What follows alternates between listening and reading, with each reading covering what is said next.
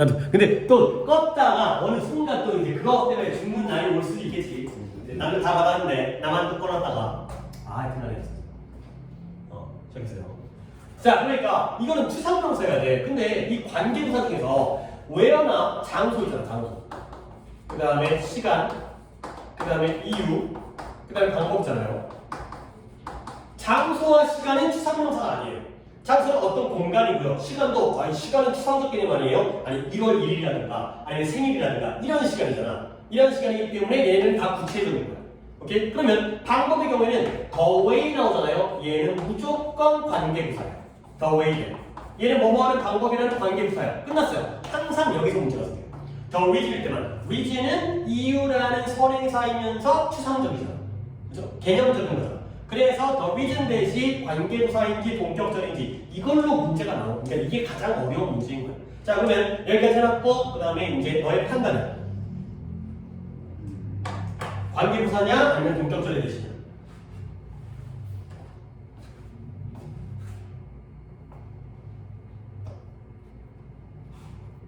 동격. 그쵸, 동격이에요. 이유는? 그 앞에 for 때문에. 근데 내가 방법을 알려줄게요. 봐봐요. I don't know. 나는 몰라요. 뭘 모르면 the reason. 내가 이 예문을 갖다가 들어준 적이 있는 것 같긴 한데 that she left me. 와 I was sad for the reason that she left me. 네가 이 for 때문에 그렇다라는 느낌을 갖다 받았다는 게 아닌 것 같아.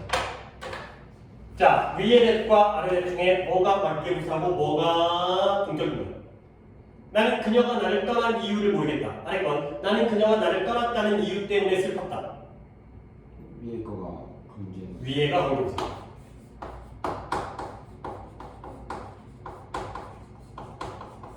아래가 동격이에요.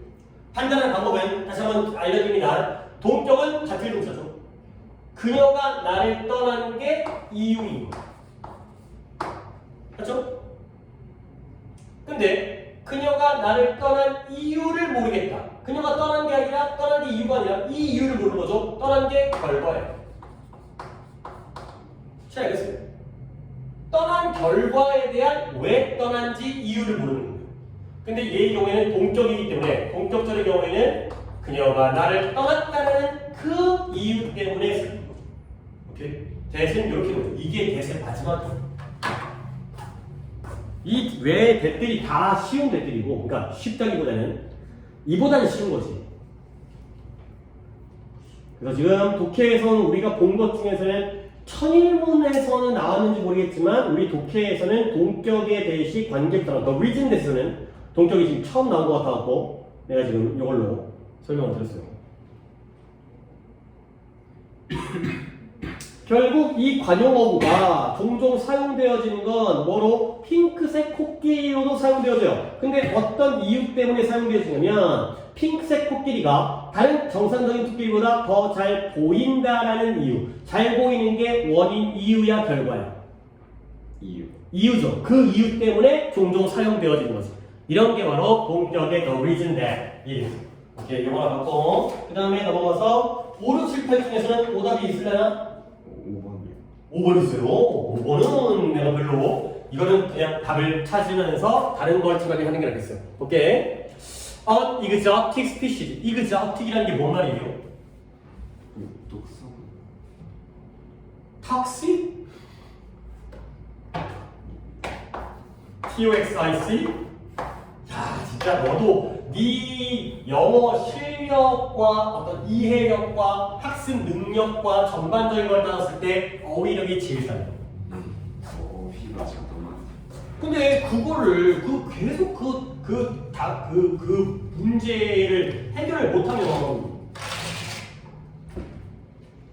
물론 학원에서 당연히 단어를 잘 외우도록 이끌고 해야겠지만 솔직히 단어는 가장 개인적인 영역이야.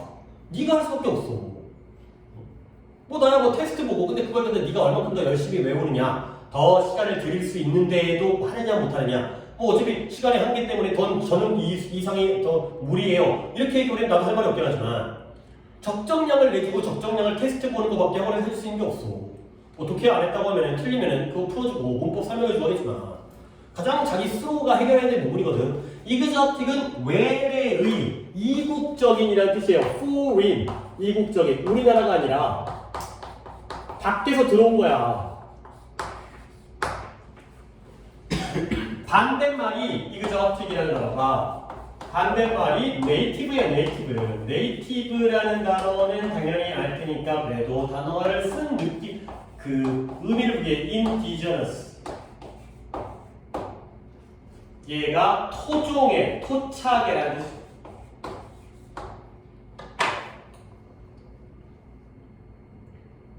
그래서 exotic, native, indigenous 다 중요한, 뭐 이거는 당연히 쉬운 native 정도 알잖아. indigenous 하나도 굉장히 중요한 거 많이 쓰인다. 그래서 외래종, 토종이 아니라 외래종은 어떤 종이냐면 that has been introduced. introduce가 소개하다의 뜻이지만 도입이라는 말도 해석할 수 있어야죠. 도입되어진 거야. 근데 누구에서? 인간에 의해서. 근데 어디로? 지역으로. 어떤 지역이냐면 그것의 역사적 범위를 벗어난 지역으로. 그러니까 외래종도 원래 지가 살던 데가 있겠지. 그러니까 예를 들어서 미국 놈이야. 미국 놈은 원래 미국에 살던 놈인데 우리나라에 들어왔을 때 외래종이 되는 거잖아. 그렇죠? 이국적인 사람이 되는 거잖아. 그러니까 원래 자기가 살던 역사적인 범위를 벗어난 다른 지역으로 인간에 의해서 도입되어진 게 바로 외래종이 되겠어요. 근데 때때로 우리가 make matters worse니까 일을 더 나쁘게 만드는 거지. 설상가상으로 하는 거야. 근데 빈칸 함으로써가 되겠어요. 뭔가 일을 잘못하는 수단과 방법이 나오겠어요. 자, 그러면 뒤에 이제 예시가 나와서 뭐 달팽이 종류가 겁나 나오는데 난 다 모르는 달팽이들이고 로지 울프 스네일은 원래 하와이에 도입되어진 거야. 근데 1950년대 근데 뭐로써 바이올로지컬 컨트롤 에이전트인데요. 많이 쓰이는 단어예요. 바이올로지컬 컨트롤하면 생물 통제. 바이올로지컬이 생물학적이라는 단어 알고 있고 컨트롤이 조절하다, 통제하다 이런 걸 알잖아요. 근데 이 생물 통제라는 게 반대 개념이 뭐냐면 케미컬이에요. 케미컬 컨트롤은 화학적 통제고요. 근데 바이올로지컬 컨트롤은 생물학적 통제인 거야. 자, 어떤 차이인지 봐봐. 예를 들어서 메뚜기가 창궐을 했어. 그랬을 때 그 메뚜기를 갖다가 없애기 위해서 우리 지난번에 있었던 살충제, 패스티사이드라든가 인섹티사이드를 뿌리는 방법이 있고요. 두꺼비를 푸는 방법이 있어요. 둘 중에 뭐가 화학적인 거예요? 살충제를 사용하는 거. 생물학적이라는 건 개의 천적을 풀어가지고 개를 잡아먹게 만드는 게 생물학적으로 통제를 하는 거예요. 뭔지 알겠죠? 자, 두 가지를 비교했을 때 뭐가 마이너스고 뭐가 플러스냐? 생물이 플러스. 그치? 이거는 환경 파괴를 하니까 생물을 생물로서 얼마나 친환경적이야. 두꺼비가 끄륵끄륵 울고 있으면은 뭐 보기도 좋고 얼마나 좋은 것 같아. 이런 거잖아요. 근데 생물학적인 통제원으로서 도입되어진 거야. 근데 뭐 하기 위해서 또 다른 외래종의 자이언트 아프리칸 스네일을 갖다가 인구수를 줄이기 위해서.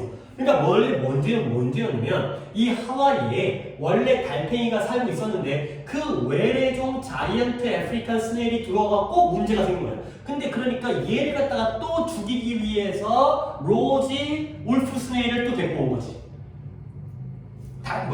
메뚜기 때문에 두꺼비를 갖고 왔다가 두꺼비가 많아지니까 이제 뱀을 푼 거예요.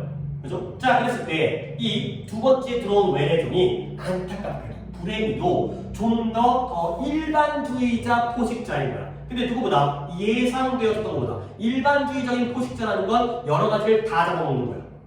오케이? 그래서 이것이 원래 첫 번째 외래종보다 훨씬 더 많은 종들을 먹어치웠어요.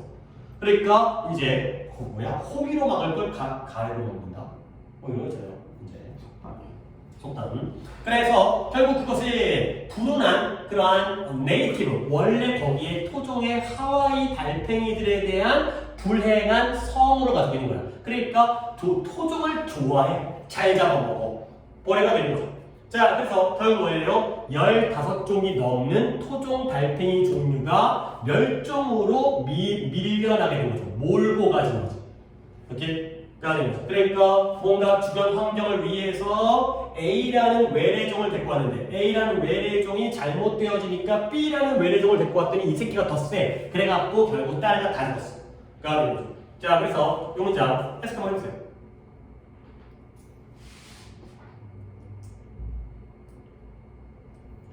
소파는 그래요. 이런 것들이 기초 체력. 그러니까 이제 이런 것들이 어렸을 때 지금까지라는 뜻이에요.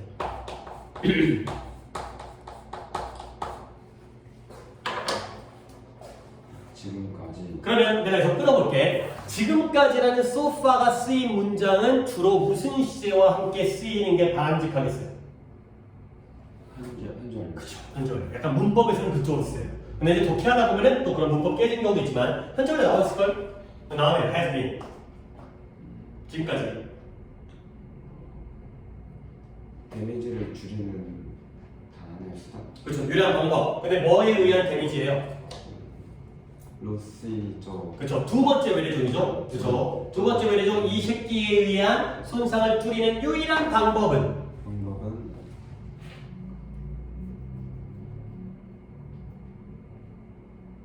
특별한 방어 그렇죠. 특별한 펜스 울타리를 갖다가 컨스트럭션 건설하는 것이야. 근데 이 특별한 울타리가 무엇과 라인드 위드 줄지어져 있냐면 소금장. 그치 소금장이면 달팽이가 소금을 싫어하나 보지. 그러니까 울타리에다가 소금을 뿌려갖고 소금의 장염을 만든 거야. 근데 그 목적이 뭐예요? 그 달팽이들이 서식지 밖으로 빠져나가는 것을 막는 겁니다. 그렇죠. 서식지 바깥으로 격리하기 위해서. 어떤 서식지예요? 토종 달팽이들의 서식지에다가 바깥에 유지하니까 격리하기 위해서. 그렇죠? 그 바깥으로 내보내기 위해서 이렇게 울타리와 그다음에 소금을 하는 게 유일한 방법. 지금까지는 이 방법밖에 없다는 거예요. 오케이? 그러면 이 인간들이 우리가 어떻게 상황을 더 악화시켰냐면 by introducing 이거죠. 도입함으로써. 그냥 냅뒀으면 차라리 괜찮았을 텐데 꼭 건드려갖고 이제 일거리를 만드는 거지. 결국 끝까지 해석을 하겠지만 해석을 하겠지만 답은 5번. 그쵸. 이거 어떻게 이렇게 인트로스 그대로 나오지? 그래서 이전에 도입되어진 외래종을 통제하기 위해서 또 다른 외래종을 도입함으로써 문제가 커진 거야. 오케이? 너희 답은?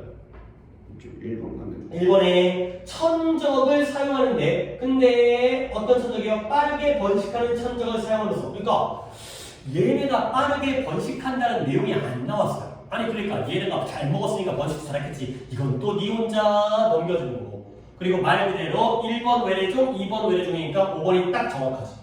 그래서 5번으로 가셔야 되겠어요. 그 다음에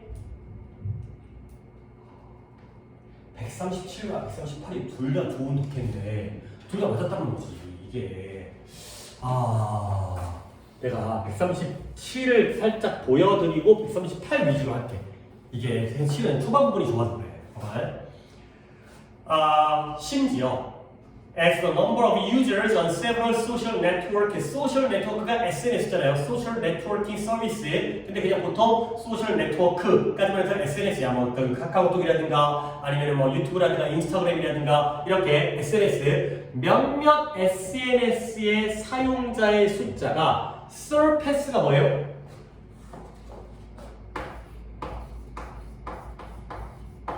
봐봐요. surpass, surface, 아유, 어리 빠졌네요. 이 셋 중에 네가 아는 단어는 surface 뭐예요? 표면이라는 뜻이죠. 근데 동사로서의 뜻은 떠오르다, 나타나다, 표면으로 등장하다가 됐어요. 표면이라는 뜻인데 동사로는 나타나다. 자, suppress, 억압하다, 억누르다. 억압하다와 억누르다를 합쳤다. surface, 능가. 헷갈리지 않도록 외워두시면 되겠어요. surface의 표면이라는 뜻 말고 나타나다의 이 동사로서의 뜻도 추가적으로 알아두시면 돼요. 동사도 자주 써요. 표면 말고 표면으로 떠오르다. 자, 그러면 다시 한번 돌아왔을 때 몇몇 SNS의 사용자의 숫자가 뭐 했다고요? surpass, 능가해버린 거야. 뭐냐면 주요 국가들의 인구수를 능가해 버렸을 때조차도 그러니까 SNS 사용자의 숫자가 주요 국가들 중국, 인도, 미국, 러시아 인구 많은 애를 다 합치면 한 40억 될 거 아니야. 근데 SNS 사용자가 그 인구수를 능가한 거지. 아니 당연히 그럴 수밖에 없는 게 중복 사용자가 있기 때문에. 그러니까 뭐 이제 어디 아프리카 애들은 그런 거 몰라도 미국 애가 3억인데 이 사용자는 미국이 10억일 수도 있는 거 아니야. 여러 가지를 동시에 사용하니까. 그랬음에도 불구하고 심지어 이랬는데도 우리는 여전히 이러한 SNS 사이트를 어떤 관점에서 개인적인 사용자에 대한 그들의 가치와 관련하여 이 사이트를 여기고 고려하는 경향이 있다가 되는 거죠. 오케이? 그러면 여기에 힌트가 스틸 아직도 이랬음에도 불구하고 우리는 여전히 개인적 사용자에 대한 가치의 관점에서 이런 사이트를 여기는 경향이 있다는 거예요. 그런데 하울만 나오네. 그러나 사회과학자들이 깨닫기 시작하는 거예요. 뭘 깨닫냐면 이런 소셜 미디어가 역시 SNS예요. 사회적 매체 SNS가 빈칸할 수 있다는 걸 깨달았다는 거죠. 오케이? 자 여기까지 대조관계를 찾으세요. 물론 대조관계 B는 빈칸이에요. 그러면 너는 이 앞에서 however의 앞부분에서 A를 찾는 거죠. 뭐가 A일까?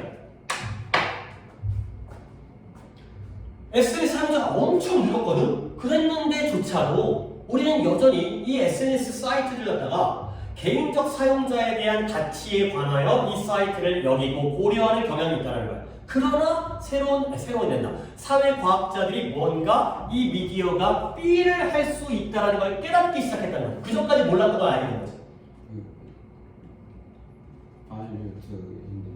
Value to individual user. 개인적인 사용자들에 대한 가치. 요거를 갖다가 A라고 하면 되겠죠.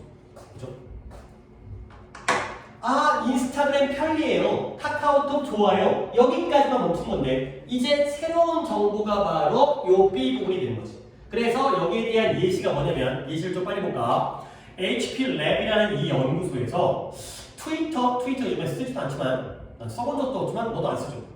트위터는 좀 그렇지 안 써봤지. 뭐 옛날에 그래도 인기가 있었긴 했었는데 트위터 메시지를 분석한 거야. 그랬을 때 영화에 대한 그랬을 때 그들은 이 영화가 박스 오피스가 매표수잖아요. 흥행. 박스 오피스에서 어떻게 성공할지를 예측했다는 거예요. 오케이? 아, 그러니까 사람들의 어떤 멘션, 사람들의 트위터에 있는 이러한 언급에 대해서 이 영화가 성공할지 안 할지. 그 다음에 또한 또 다른 데에서는 뭐냐면 트위터의 게시물을 갖다가 6가지의 범주로 행복, 친절함, 뭔가 깨어있음, 그 다음에 확실성, 그 다음에 생기발랄한 바이탈리티 이런 것들, 그 다음에 차분함 이런 것들을 분류했을 때 다우존스라는 게 미국의 주가 지수 중에 하나예요. 이제 SP500이라는 게 있고 이제 나스닥이 있고 다우존스가 있고 이런 것들이 있는데 그런 것들의 변화를 예측할 수 있었다는 거죠. 결국 한 명 한 명의 개인적인 사용자에 대한 가치가 아니라 어떤 전체적인 그죠? 이 전체적인 사용자가 어떤 생각을 하냐, 이 영화가 성공, 대박이 날 거냐 안 날 거냐, 주가가 오를 거냐 안 오를 거냐 이런 것들에 대한 판단이 가능하다가 되는 거죠. 오케이? 그러면 37번의 답은? 4번이에요? 4번이라 하죠. 틀렸잖아. 다시 한번. 아니 137번. 2번. 그래, 138번, 2번. 7번에 2번에 그래서 재정적인, 금전적인 예측으로서의 역할을 한다가 되는 거죠. 근데 답이 별로 마음에 안 드는 게 나는 이게 더 좋을 것 같아요. Opinion Research, 의견에 대한 조사로서 우리가 사용하는 거죠. 한 명 한 명에 대한 용도라기보다는 전체적인 여론, 사람들이 이 영화를 어떻게 생각하는지, 사람들이 우리 경제의 경기를 어떻게 생각하는지 이런 것들에 대한 Opinion Research가 더 좋은 답이 되겠습니다. 그런 걸 통해서 경제적인 예측을 한다. 그 다음에 이제 38번을 얘는 내가 내용적인 설명을 좀 드릴게요. 이게 지금 여기서 아마 내가 너에게 수업하는 독해 중에서는 첫 번째 나온 독해예요. 옆에다가 적어보세요. 인간은 한글로 적으세요. 절대적인 판단 기준을 가지고 있지 않다라는 주제예요.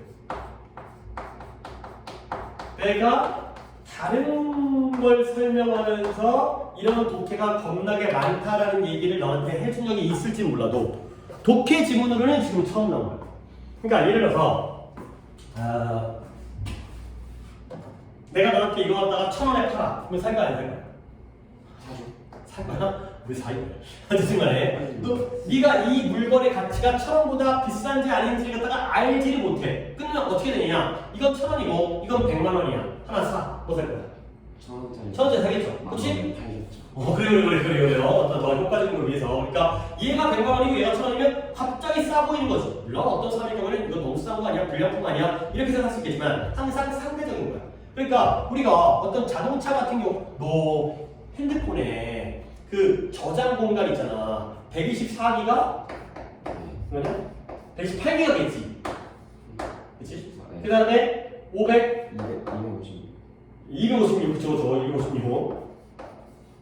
그 다음에 512까지 있는지 모르겠는데 그쵸 64기가 32기가 이거지. 근데 보면 이래서 얘가 100만원 얘가 110만원 그 다음에 얘가 150만원 아닌가? 좀 잘못 측정했나? 그러면 사람들 뭐 살까? 128기가짜리 사겠죠? 그쵸? 얼마 차이 안 나는데 따블이야. 근데 여기는 가격 차이가 너무 많이 나. 물론 이걸 살 건도 있겠지만 결국 이 물건을 판 사람들은 이거 생산 안 해. 그치? 이거 생산 안 하고 이것만 만들어. 그치? 이런 것들이 바로 상대적인 판단 기준을 통해서 물건을 싸게 보이게 만드는 거지. 자동차도 마찬가지인 거예요. 자동차도 뭐 소나타, 그랜저 하면 여러 가지 라인업 있잖아. 뭐 옵션이라든가 이런 것 때문에. 근데 자기가 주력으로 만들고 있는 건 정해져 있어요. 이거를 부각시키기 위해서 이런 것들을 옆에다 깔아놓는 거죠. 이런 게 바로 인간의 심리를 이용하는 거예요. 가볼게요. 인터넷을 검색하다가 내가 stumble on이라는 것도 하나의 관용 표현이에요. 우연히 만나다의 뜻이에요. stumble이라는 게 발에 채이다의 뜻인데 우연히 만나다. 뭘 우연히 만나냐면 한 광고예요. 근데 이 이코노미스트라는 잡지에 대한 광고를 우연히 본 거야. 근데 이 광고가 나한테 뭐라고 했냐면 subscription이 뭐예요? 인터넷 subscription subscribe라는 단어는 네가 평소에 유튜브 볼 때 맨날 보는 거 아니야? 구독하다. 근데 subscribe 아니야. 구독이잖아. 요즘 애들이 야 구독은 유료야 무료야? 원래는 유료죠. 그치 유료다 이건. 요즘 애들이 구독은 공짜 아니에요? 잡지를 구독하거나 신문을 구독하는 건 당연히 돈을 내야 되는 거예요. 근데 이제 약간 의미가 변질돼서 그리고 이 구독하다 뜻 말고 얘가 동의하다의 뜻도 있어. 이 뜻을 알아야 돼. 구독하다라는 건 요즘 애들이 잘하는 단어고 동의하다의 뜻이 있다는 거야. 어떤 느낌인지 알겠어? 내가 이래서 조선일보를 구독하고 있다는 건 조선일보의 기사 방향에 마음이 간다는 거지. 인정한다는 거잖아. 그렇지? 하나 더 보여줄까? 너 prescribe는 뭐예요? prescription. 이것도 평소에 많이 쓰는 단어야. 처방하다. 근데 얘가 처방하다의 뜻 말고 규정하다의 뜻도 알아두셔야 돼. 그러니까 애들이 아니 이걸 모르면 안 되고 이것까지를 알아야 되기 때문에 단어들을 제대로 외워야 돼. subscribe가 동의하다는 뜻이 있고요. prescribe는 규정하다는 뜻이 있어요.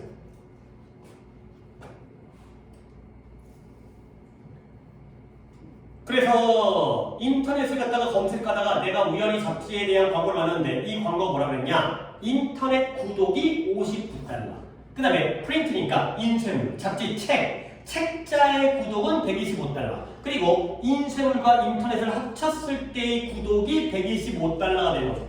그럼 분명 글을 갖다 읽으면 알겠지만 이 이코노미스트는 A, B, C 중에서 뭘 팔아먹자는 거예요?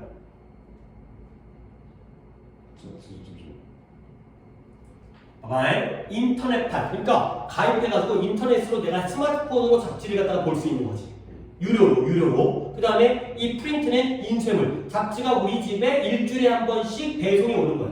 그리고 세 번째는 인터넷, 그러니까 인쇄본과 인터넷 둘 다 구독했을 때 125달러인 거지. 그러면 인터넷만, 인쇄물만, 인터넷과 인쇄물 합쳐서가 125달러면 1번, 2번, 3번의 선택 중에서 이 잡지사는 뭘 팔아먹으려고 광고하고 있는 거예요?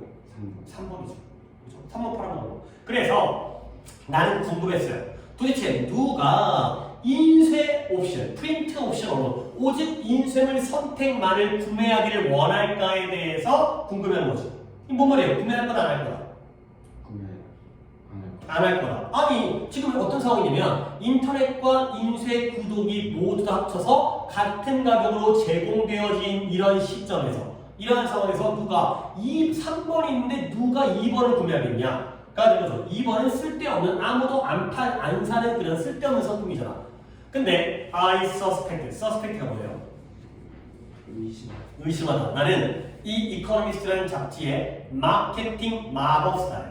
마케팅의 마법사가 실제로 나를 manipulate, 조작하고 조정하고 있다라고 나는 의심하고 있다는 거야. 그러니까 이렇게 광고를 한 사람이 첫 번째 선택이 59달러고 두 번째 선택이 125달러고 세 번째 선택도 125달러인데 누가 2번을 구매하겠어? 바보가 아니라 오히려 마케팅의 마법사라는 거야. 천재야, 천재. 마법사. 뛰어난 사람이라는 거죠. 왜냐면 그들은 알고 있어요. 인간의 행동에 대한 무언가, 중요한 무언가를 알고 있다는 거죠. 그래서 그 알고 있는 게 바로 인간은 절대적인 판단 기준을 가지고 있지 않다가 되겠어요. 아니 답을 미리 알려주면 어떻게 해요? 앞으로도 많이 나올 거기 때문에 알아두면 도움이 되는 거예요. 그러면 절대적인 판단 기준이 없으면 어떤 판단 기준을 가지고 있는 거야? 상대적인 판단 기준. 이거냐 이거냐일 때에는 선택을 가능한데 이거밖에 없을 때는 선택을 못 한다는 거죠. 오히려 고민하고 내가 이게 이 가치를 얻을 수 있는지. 그래서 우리는 인터너 내적인 가치의 미터기, 측정 장치, 1m, 2m 할 때의 그러한 측정 장치를 가지고 있지 않다는 거야. 근데 우리에게 어떤 물건이 얼만큼의 가치가 있는지를 말해주는 그러한 미터기가 없어요. 오히려 우리는 상대적인 장점, 하나의 다른 것보다의 상대적인 장점에 집중을 하죠. 그리고 거기에 따라서 가치를 어림짐작하는 거죠. 그래서 마지막에 나오지 이 이코노미스트의 경우에 나는 인터넷만 오직 판매하는 인터넷만 볼 수 있는 구독의 59달러가 이 인쇄물만 하는 125달러보다 더 좋은 거래인지에 대해서는 몰랐을 거라는 거야. 1번과 2번을 판단하는 건 어려워. 전혀 다른 범주기 때문에. 오케이? 자동차랑 스마트폰을 판단하는 건 어려워. 하지만 그러나 나는 분명히 알고 있었다는 거지. 뭐냐면 이 3번의 선택이 2번 선택보다는 더 좋다는 걸 분명히 알고 있었다. 가 되는 거죠. 1번, 3번은 아니고 2번, 3번에서 3번을 갖다가 판매하기 위해서 2번은 그냥 곁다리로 깔아놓는 게 되겠어요. 오케이? 이 소재 꼭 챙겨주시고요. 그래서 답이 몇 번이에요? 5번. 그렇죠. absolute가 절대적인 거잖아. relative가 상대적인 거고요. absolute가 없고 relative하게 우리가 판단을 한다가 되겠어요. 앞으로도 계속 나올 단어이기 때문에 적혀있기 때문에 한번 설명을 드렸어요. 넘어갈게요. 그리고 나서 오답이 또 39번 쪽에 142요. 42번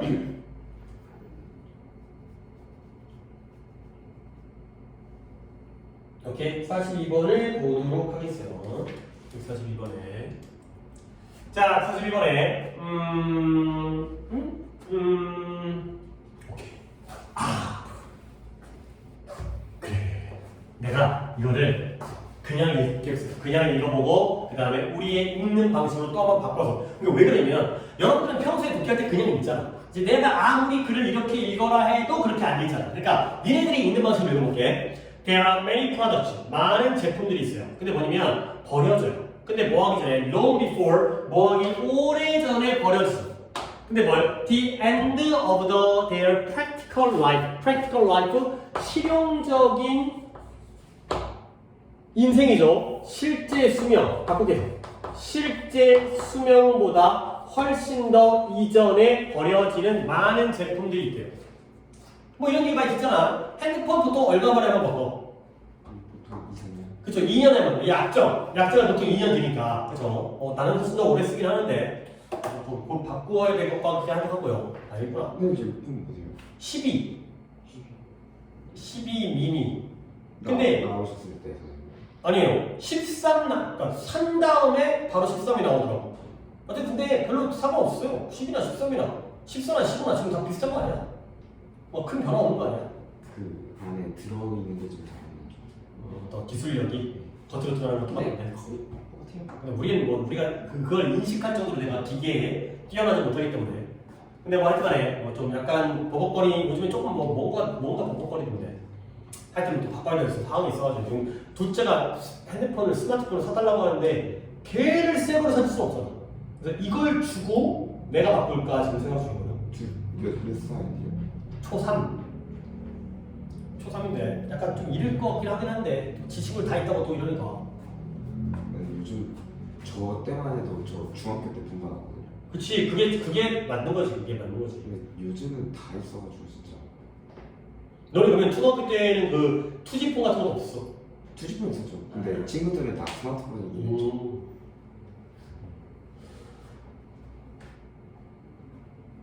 우리 첫째를 내가 초4 때 초4 그 정도면 초4 때 하는 거 같아 그 정도면 괜찮아. 그래가지고 바꿔야 될 것 같긴 한데 어쨌든 실제 수능보다 훨씬 더 이전에 버려진 거야 한 연구가 보여줬는데 약간 난 개인적으로 납득이 안 되는데 중고차 중에 92%야 근데 어디 2005년도에 영국의 판매용으로 나와 있는 중고차 중에 92%가 had a serviceable future life of at least 5 years 적어도 5년이라는 서비스 가능한 미래의 수명을 가지고 있었다는 거야 근데 이게 왜 문제지? 아니 그러면 중고차를 판매할 때 서비스 수명이 없는 걸 판매해야 되는 거예요? 그럼 누가 타라고 뭘? 타고 죽으라고?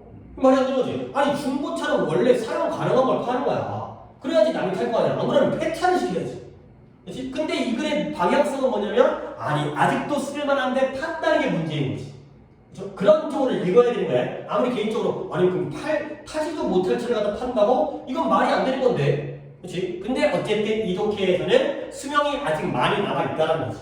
그 다음에 이런 새로운 컴퓨터, 2004년도에 새로운 컴퓨터의 구매자 중에 86%는 run, 작동시키다는 거예요. 뭘 작동시켰냐면 똑같은 프로그램을 작동시켰어요. 뭘? 지네가 낡은 오랜 컴퓨터, 예전 컴퓨터에서 작동시켰던 것과 똑같은 프로그램을 그러니까 지금 내가 윈도우 10을 쓰고 있거든. 컴퓨터를 바꿔도 윈도우 10을 쓴다는 거지. 오케이? 그러니까 컴퓨터가 좋아졌는데 쓰는 건 마찬가지라는 거야. 그래서 소비자들은 이러한 새로운 제품의 잠재적인 능력을 구매하는 거야. 근데 뭐라기보다는 그들이 실제로 사용하는 능력보다는 그러니까 새 컴퓨터가 올드컴이고요. 올드컴. 그 다음에 뉴컴이 있어요. 근데 실제로 사용하는 기능은 두 개가 없대. 같아요.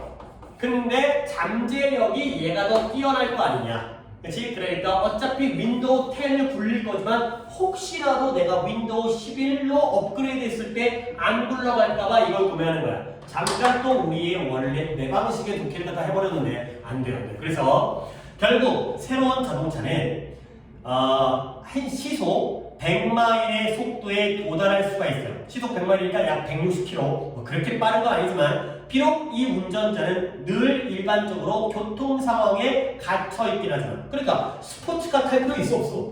없어. 맨날 막히는데. 근데 그래도 어떤 뭐 제로백이라든가 몇 초 만에 100km 도달하고 이런 거 있잖아. 자동차 성능 뭐 빠르다거나 이런 것들. 물론 뭐 이제 고속도로에서는 근데 우리나라도 제한 속도가 110이잖아. 고속도로가. 그러니까 자동차를 보면 물론 뭐 내가 스포츠카까지는 모르겠지만 일반적인 자동차는 최고 속도가 220km라고 속도계에 나와 있어요. 그죠?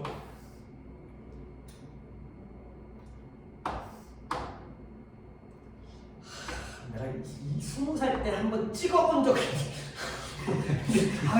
근데 보통 사람들 한 160까지는 밟아요. 안 되지. 이것도 안 돼요. 이것도 안 되는데 이게 하여튼간에 이런 차를 갖다가 훌떡 없다는 거지. 제한 속도는 110인데 어디서 찍어보셨어요? 그러니까 그 자동차 전용도로였는데 정말 차가 없었어요. 그리고 잠깐 정말 이 속도계 그러니까 이거는 어떤 그런 건 아니니까 나는 저는 정말 가능할까? 네, 찍고 바로. 오, 그렇지. 가능할지만 좀 갔다 오는 것까지만 해봤어요. 궁금해갖고.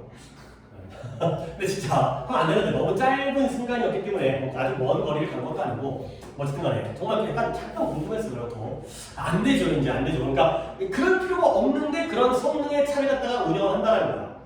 평소에 길막혀 있는데 결국 소비자들은 종종 동기부여되는 거야. 자극받는 거야. 빈칸에 의해서.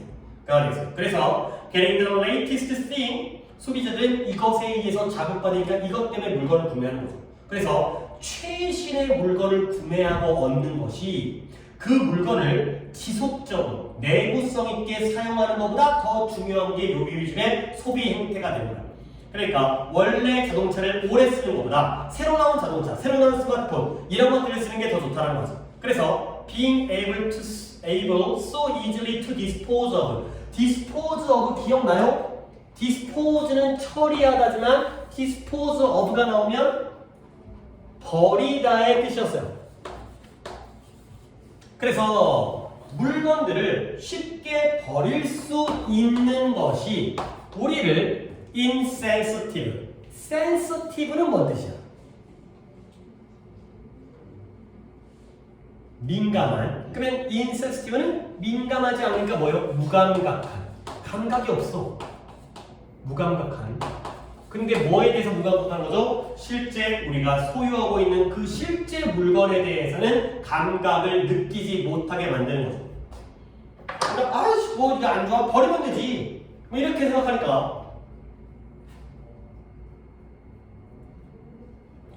그냥 읽었죠. 약간 중간에 내가 티가 나긴 했는데 최대한 내가 티를 안 내려고 그냥 읽었는데요. 일단 보기를 보겠어요. 봐봐요. 소비자들은 무엇에 의해서 더 동기부여되어지느냐? Quality than by price. 가격보다는 품질에 의해서 동기부여되어진다. 맞아요? 가격 얘기가 나오지는 않았지만 아무래도 이전 제품과 새 제품 중에 뭐가 더 비쌀까? 새 제품이 비싸겠지. 그렇지? 그러면 가격을 보다는 품질에 의해서 비싸도 품질이 좋으니까 물건을 구매한다. 가 된 거지. 그렇죠? 말이 되는 것 같네. 그 다음에 2번 스타일보다는 브랜드의 상표에 의해서 동기부여된다. 그러니까 스타일, 디자인이 뭐든지 간에 애플이면 환장하는 거죠. 그건 애플이 이쁘지만. 그 다음에 3번 작동보다는 기대와 예상에 의해서 동기부여된다. 그 다음에 4번에 광고에 의해서보다는 친구의 추천에 의해서. 그 다음에 5번에 경제적인 이익보다는 환경적인 고려. 환경적 고려를 해서는 있다고 버리면 안 되지. 그렇죠? 뭔가 아닌 것들은 1번과 2번과 5번인 것 같은데. 그렇죠? 아니지. 2번도 아니고 4번도 아니고 5번도 아니고요. 그렇죠? 가능성인 건 1번과 3번이네요. 너는 몇 번 왔어요? 5번 왔어요. 환경적 고려에 의해서 동기부여를 받으면 새로운 제품을 바꾸면 안 되죠. 그렇죠? 그러면 다시 한번 찾아보세요. 그러니까 우리가 그냥 일반적인 독해 방법을 했고, 그 다음에 내가 이제 그걸 보여드리기 전에 너한테 다시 한번 답을 볼 수 있는 기회를 드릴 테니까.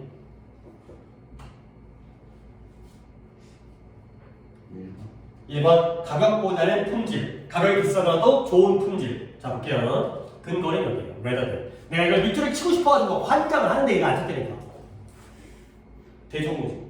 B rather than A. 소비자는 새로운 제품의 잠재적인 능력을 구매하는 거야. 무엇을 소비자들은 그들이 실제로 사용하는 능력이라기보다는. 그러면 잠재적인 능력이 B죠.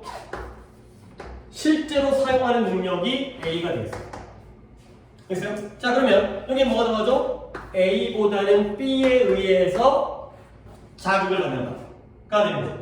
그렇죠? 그러니까 실제로는 윈도우 10을 운영하는데 잠재적인 능력 때문에 새 제품을 구매하는 거예요. 실제로는 길에 막혀 있잖아. 그런데 고속을 낼 수 있는 스포츠카를 구매하는 거지.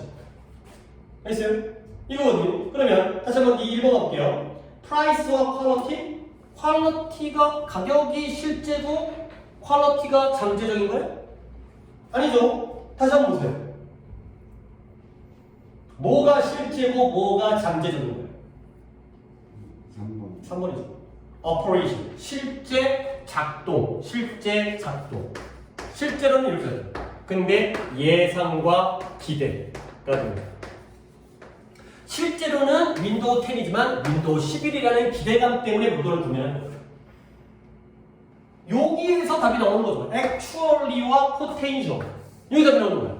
실제로는 이거밖에 운영하지 않지만 잠재적으로 이것도 할 수 있지 않을까라는 기대감.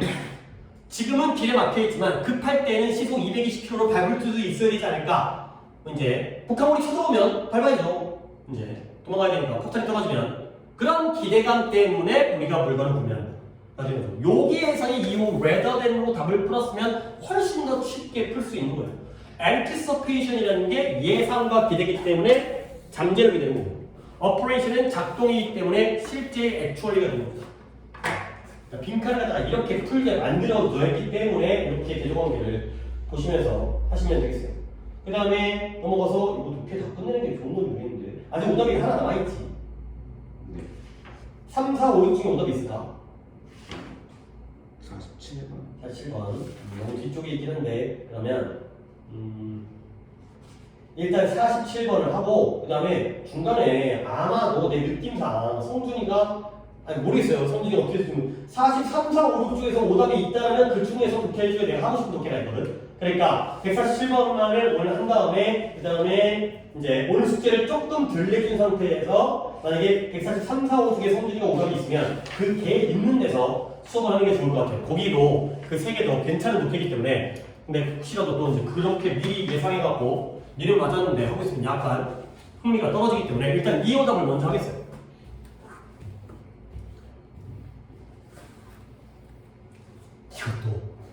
이거는 일반적인 읽기하고 또 하면은 귀찮아지니까 이거는 또 내 방식으로 읽어볼게. 현재의 관점으로부터 우리는 믿는 경향이 있대요. 뭐라고 믿냐면 이런 예술가의 인디비주얼리티가 뭐예요? 인디비주얼 개별적인 인디비주얼리티 개성 개별적인 특징 예술가의 개성이 보편적인 생각이라고 생각하는 경향이 있다는 거죠. 오늘날의 관점, 현대적인, 현재의 관점으로부터 우리는 예술가의 개성은 보편적인 생각이다 라고 믿는 경향이 있다는 거예요. 근데 그리하여 우리는 실패해요. 상상하지를 못해요. 뭘 상상하냐? 이랬던 장소와 시기, 시대를 상상하지 못해요. 근데 어땠던 장소와 시기냐면 in which things were different. 상황이 달랐던 그 장소와 시대를 갖다가 상상하지를 못한다는 거죠. 그러면 상황이 달랐다는 건 뭐예요? 예술가의 개성은 보편적이다 라는 게 우리의 오늘날 현재의 관점이잖아.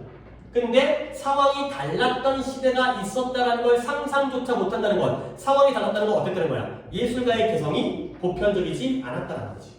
됐어요? 이 정도까지 인식을 한 상태에서 그러나 우리는 상상을 못하지만 그러나 there was a time 상상을 못하지만 실제로 이랬던 시대가 있는 거예요. 어떤 시대냐?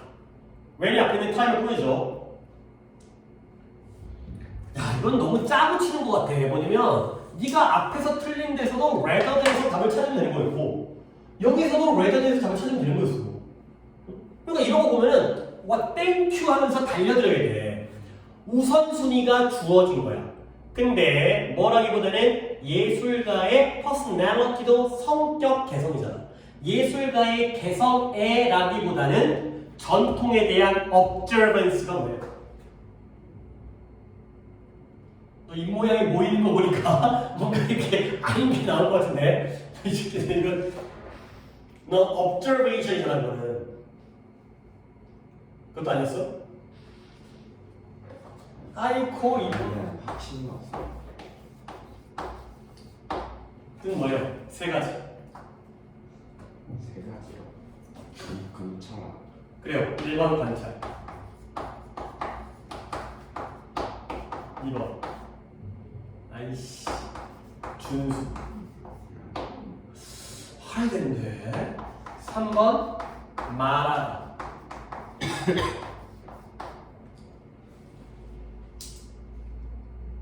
말해야 되는데. 그리고 명사형은 말하다의 명사형은 없어요. 내가 본 적도 없고 어디 뭐 나오진 않더라고. 관찰하다의 명사형이 observation. 준수의 명사형이 observance가 됐어. 내가 이것까지 말하는 기억은 잘 없네. 여기 나와 있구만. 아 근데 어차피 네가 알아야 돼. 이거 있는 거 보고 해서 안 돼. observation과 observance가 관찰과 준수예요. 나도 단어를 졸라 못 외웠어 진짜. 내가 과목 중에 영어를 제일 못했거든. 근데 이런 얘기는 진짜 하면 안 되는 거긴 한데 또 결과적으로 왜냐면 다른 과목을 잘했거든. 그러니까 영어가 상대적으로 제일 딸리는 과목이었어요. 상대적으로. 근데 그러니까 뭐 그걸 떠나서 어쨌든 내가 영어를 못한 이유가 뭐냐면 못 외우겠어 단어를. 외워봤자 그때 잠깐 들어오고 너 시험 통과하잖아. 그 다음에 일어서면 까먹고 돌아서 다시 보면 아씨 이거 외웠는데 그것만 기억나. 선생님이 말해주시면은 그러니까 선생님이 말해주면 기억이 나는데 그것만 봐서는 그래갖고 이게 나랑 안 맞나, 이거 공부에 의미가 없는 것인가, 해봤자 소용이 없네 뭐 이런 거니까 이 시간에 수학 문제를 풀면 안 될까, 이 시간에 국어 지문 하나 더 보지. 오히려 그러니까 계속 내가 옛날에는 니네는 지금 이런 방법 안 쓰지만 우리 때는 오히려 학원을 안 가고 자기 혼자 공부하는 게 더 좋은 방법이고 다 잘하는 애였거든. 학원도 분명히 있긴 있었고 나는 사탕과 같은 학원을 다녔어. 그리고 국어는 과외를 했고 수학도 과외를 했는데 그래서 영어를 못했나?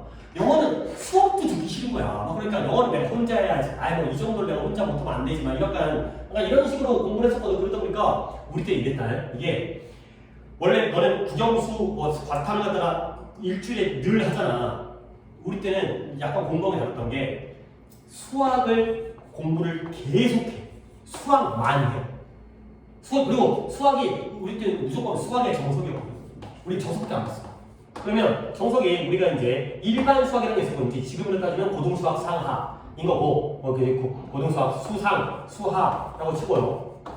그 다음에 수원이 있고 수투가 있었는데 지금이랑 좀 달라. 지금은 이제 미적분이 있고 기하가 있고 확률 통계 다 들어가 있어. 다 들어가 있는데 이게 문과 수학이고 이게 이과 수학이에요. 그러니까 문과, 이과는 수험도 하고 수투도 해야 돼. 두 가지 하고 이과, 문과는 여기까지만 하고. 그러면 이걸 갖다가 일반 수학이랑 하나, 둘, 세 개를 갖다가 이과는 다 봐야 되거든. 그러면 공부를 어떻게 하면 솔직히 일반 수학은 봐봤자 여기에 다 포함되어 있으니까 이건 처음에 고등학교 이런 때 끝내고 고2 때부터는 수원 보고 수투 보고 수원 보고 수투 보고 계속 하는 거야. 그러면 수원을 갖다가 정석을 갖다가 실력 정석으로 한 권을 풀 때 2달 걸려. 혼자서. 그러니까 한 바퀴 도는 거지. 책 한 권 갖다가 처음부터 유제까지 예제까지 다 싹 끝까지 푸는데 2달 걸려. 그러면 수학을 2달 동안 공부했다. 그 다음에 영어 해야 돼. 영어에는 성문종합이라는 책이 있어. 초록색 책인데 지금도 팔긴 팔아.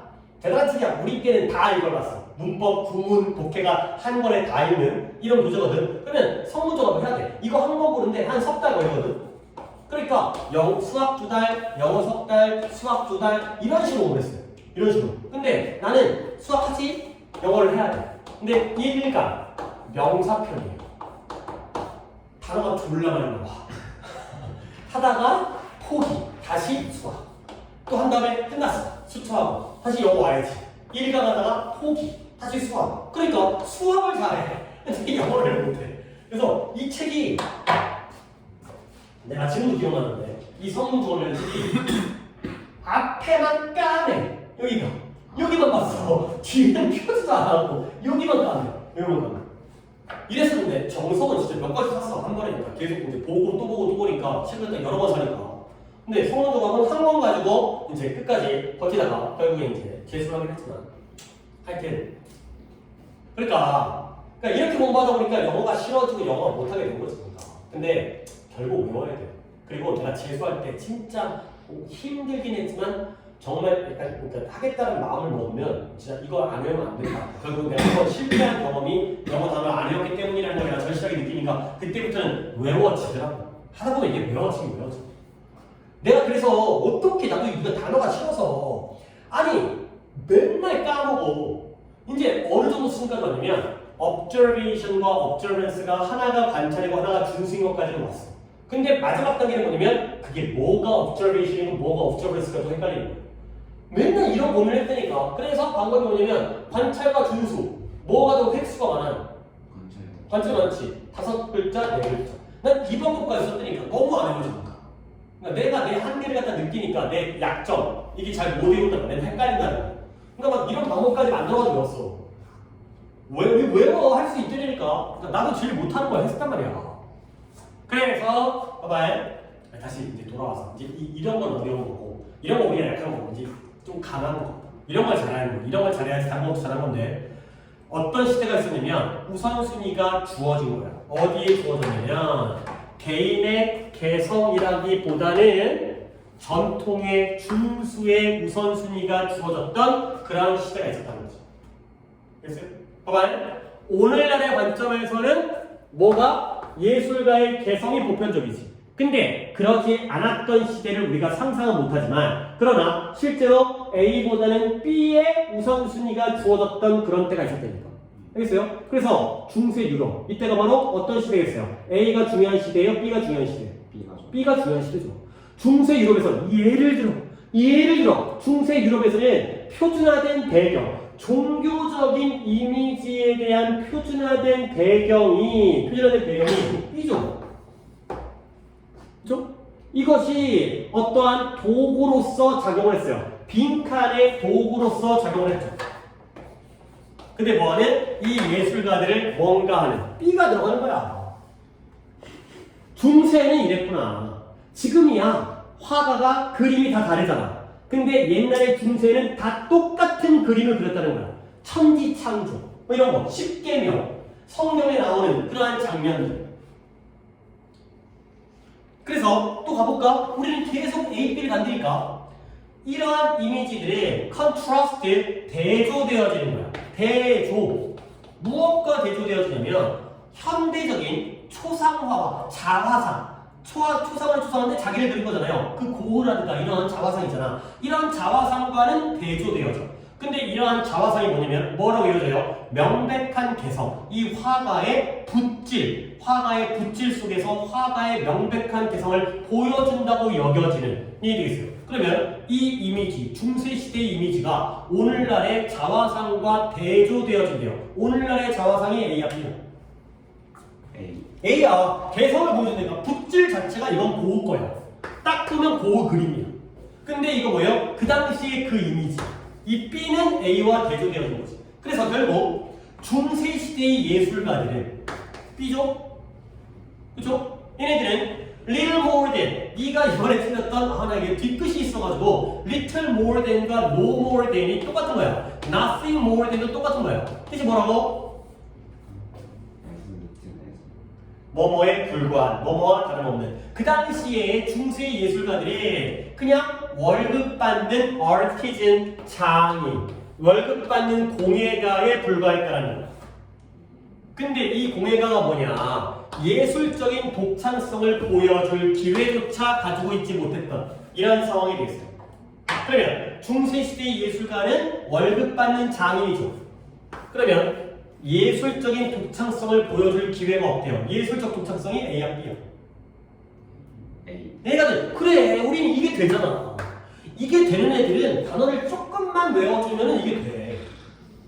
이게 안 되는 애들한테는 내가 진짜 단어를 더 많이 외우라고 시키는데 이게 되는 애들은 결국 오늘날의 예술에 대한 관점이 옛날에는 먹듯이 통하지 않았던 시대가 있었다는 거야. 그래서 147번에 1번 ruin the reputation, 명성을 망쳤다. 2번에 창의성을 보여준다. 그 다음에 3번에 개성을 배제한다. 4번에 자기 표현을 장려한다. 그 다음에 5번에 역사적 관점을 반영한다. 답은 3번이에요. 그러면 절대 답이 안 되는 거 두 개 몰라. 완전 반대. 그러니까 A를 고르라는 거지. 2번이랑 4번. 그치. 혹시 2번 3번 갔어? 2번 갔어. 그러니까 안 되는 거지. 그럼 안 되지. 그러면 또 하나. 그나마 3번이 답인데 3번이 없다 그러면 답이 될 수 있는 거.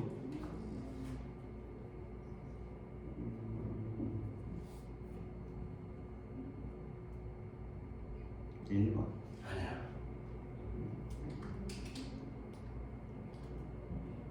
(5번이죠) 역사적 관점을 반영해. 내가 내 걸 그리는 게 아니라 남들이 그리는 걸 따라 그리는 거잖아. 그치? 이 시대는 이걸 그려야 돼. 그치? 이게 바로 B인 거지. 그러면 3번과 5번을 고민하는 게 바른 글 이해야. 독해를. 그래서 3번 갈까? 근데 5번 갈까? 근데 왜 5번도 더 될 것 같은데? 근데 5번 가는 새끼는 너무 자아가 강한 새끼야.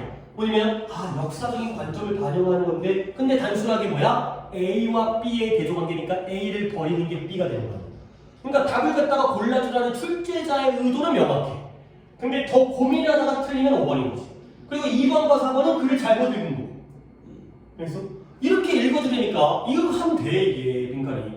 그리고 대신 고3으로 올라가게 되면 점점 더 단어가 어려워지기 때문에 이것도 안 돼. 이거 어느 정도 이게 대략적인 건 보여야지 이런 대조관계를 찾는데 너무 단어가 내 수준보다 올라가게 되면은 이건 그냥 웨더댐만 보이고 이 A와 B가 뭔 말인지 이해를 못 해버리면 또 막혀. 그러니까 어느 정도 기본적인 단어를 다 끌어올려야 돼. 그리고 이걸 가미하는 거야. 그러니까 이게 그렇더라고. 나도 얼마나 고민을 했겠냐고. 단어 공부에 영어 공부하기 싫어가지고. 그러니까 예를 들어서 이거더라고. 나는 다른 애들보다 내가 이해력이 좀 빨랐어. 내 개인적으로 느끼기에. 그러니까 나는 이해력이 강하니까 단어를 갖다가 내가 약한 단어. 어휘가 약해. 마이너스. 그 다음에 내가 이해는 플러스. 그러면 이걸로 이거 갖다가 메꿀 수 있지 않을까? 맞아. 근데 한계가 있어. 예를 들어서 내가 남들보다 이해력이 남들 평균을 갖다가 표준 편차로 100을 잡아. 근데 남들보다 이해력이 200이라면 단어를 갖다가 안 외워도 되겠지. 근데 천재씨 말이 돼. 내가 남들보다 뛰어나다 하더라도 110 하다못해 120 정도밖에 이래도 후하게 들어본 거지. 그렇지? 그러면 어휘를 어떻게 해야 돼? 80은 외워야 돼. 안 외울 수가 없어. 그러면 100보다 80 어느 정도가 80인데요? 여자애들보다 80. 단어만 줄거라고 외우는 애들보다는 80. 아니 왜 표준 편차가 네가 원하는 학교에다가 맞출 거야. 전국 평균에 맞출 거야? 그럼 5등급인데? 5등급 애보다 네가 단어를 잘하겠지. 네가 원하는 학교를 갖다가 평균을 잡았을 때 그 학교에 가는 여자애들은 단어만 외운다고. 이게 안 되고. 그러면 걔들을 갖다가 잡았을 때 평균을 잡았을 때 80이면 단어를 상당히 많이 외워야 돼. 안 그러면 네가 진짜 천재로 태어나거나. 내 친구 중에 IQ가 179였다는 거거든. 물론 대학을 연대 갔어요. 연대 갔는데 멘사 아니에요? 솔직히 멘사 뭐씨 아무도 안 들어. 멘사 듣는 애들은 진짜 좀 약간 관종? 굳이 그걸 왜 들어야 돼 그걸? 멘사 가입하고 누가 막 알아줘? 맞나? 뭐 줘? 뭐 선물 줘? 그럼 멘사는 몇이 넘는 멘사인데? 모르겠어요. 몇이 넘는 멘사인지 모르겠지만 근데 얘가 그렇게 공부를 잘 못했어. 그러니까 얘는 뭐 지 대가리 공부를 안 하더니 그래도 결국에 머리빨은 있어갖고 이제 연대를 가긴 했지만 하여튼 공부 잘 못했어. 우리가 머리가 아무리 좋아봤자 진짜 막 IQ 200이 넘지 않나. 이것도 표준표잖아. 100이 평균이잖아. 100이 평균이니까. 하여튼 오케이 듣기 여기까지 하고 약간 비워놓은 거는 다음 시간에 성진이 온 다음에 그냥 넣었어요. 자, 줬다가